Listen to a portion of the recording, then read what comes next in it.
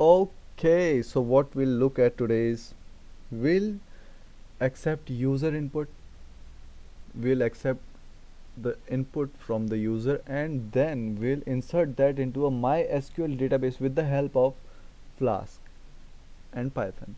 So first of all, what we need is a simple form and a simple basic Flask app. So here it is. This is a very basic.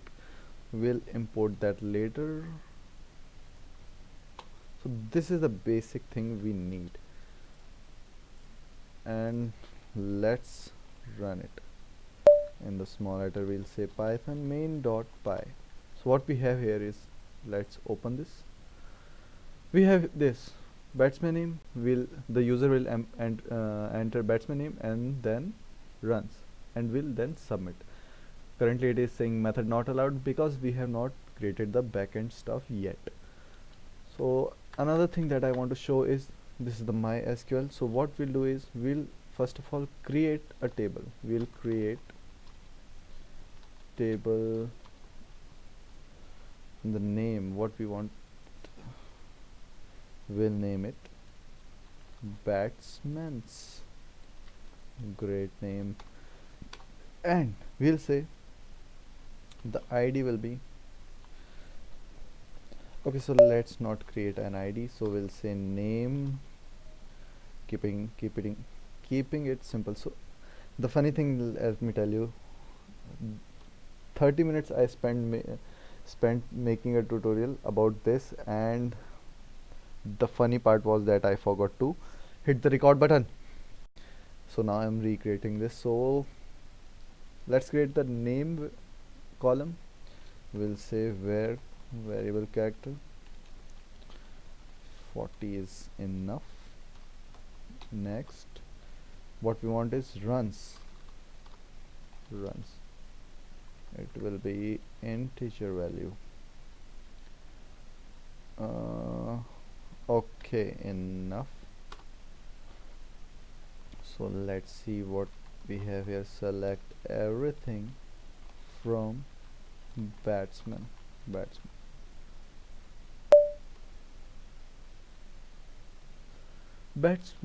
The name is Batman's.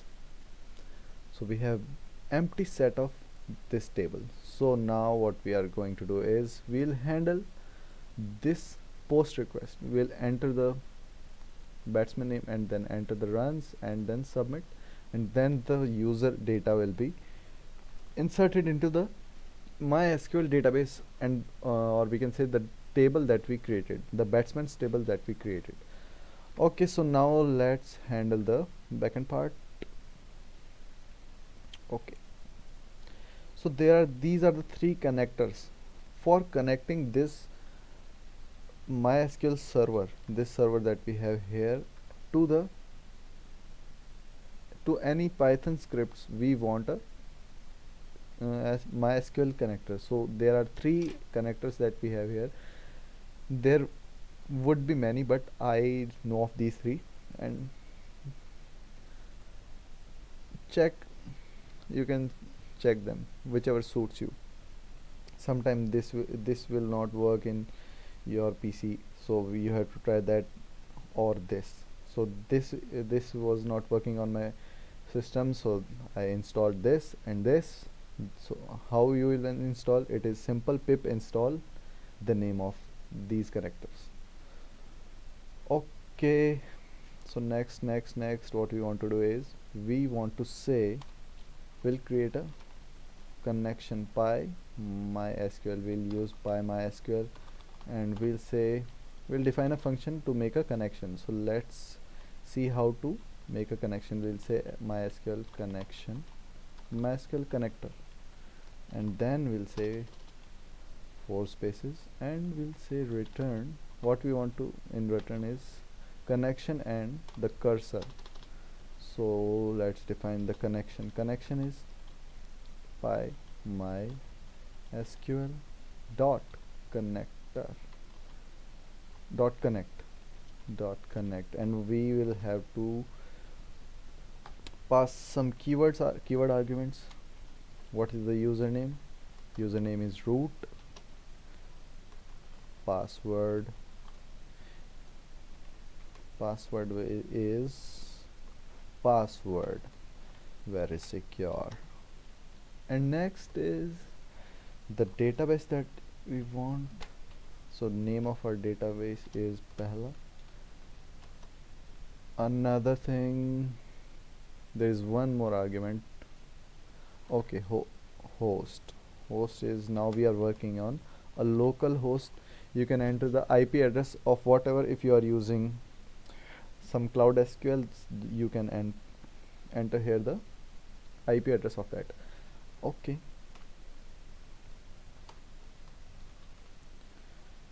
so we are almost done. So we'll also say connection dot cursor. So this is the cursor by which we'll invoke the queries. So now what we want to do is so we saw that this here is saying method not allowed. So which method is he talking about? He's talking about this, the post method. So we'll define it here. Methods is equals to, we'll say both, we'll say post, and we'll say we want get also. Okay, first of all let me show you what we have here in the HTML file. We have here is a simple HTML form. What we are saying here is we have a form, the method is post, and the input, we have two inputs. We have a batsman and runs, and a button to submit it. So next we'll say if we have to import another thing, which is request. So this request help us in this. We'll say request, if the request dot method is double equals to post, what we'll do is we'll do first of all let's define connection and see. We'll say SQL connector. So first of all, if the user inputs the data and hit the submit button, what we'll do is first of all we'll create a connection and a cursor. Then what we'll do is we will pass some data. We'll say cursor dot execute c dot execute, and we'll enter the SQL query here. And what we have to say is insert into, what is our table name? Our table name was batsman's, and then we want to pass the values. And what are these values? We'll say, so what we are doing here is we are using string formatting, so I hope you know that. So we'll pass batsman name, and we'll pass also runs. These are the variables that we want to pass here. And next thing is next we want is, let's define these variables, batsman and runs. Batsman is equals to request dot form. So what we are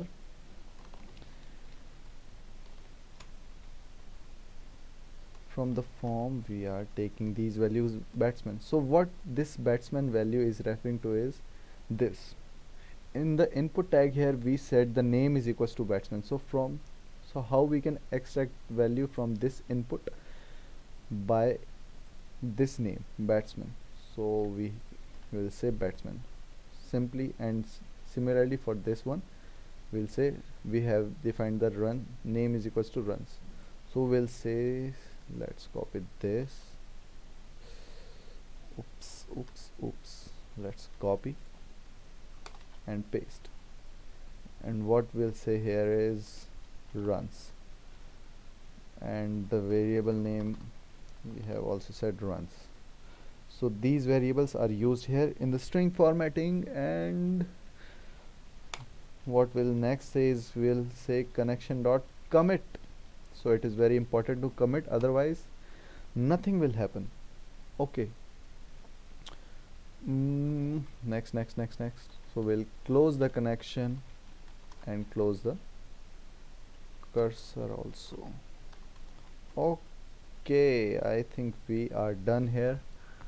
Let me check once again. Everything is fine. So first of all, let's check this also. Select from batsman. Okay, this is empty set. Now we'll try to input values in our.